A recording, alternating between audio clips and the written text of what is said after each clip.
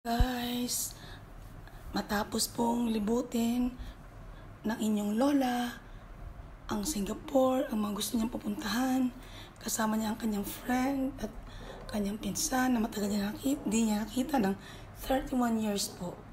Ayan po, kami na po ay malapit ng bumalik uli sa Muar, Malaysia. Meron pong Jollibee.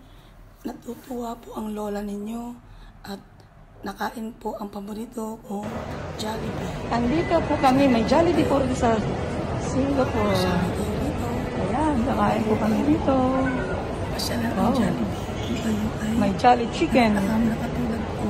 Pasalamat po ako kay Lord na sa loob ng 31 years ay nakita ko muli ang aking pinsan at na-meet ko rin ang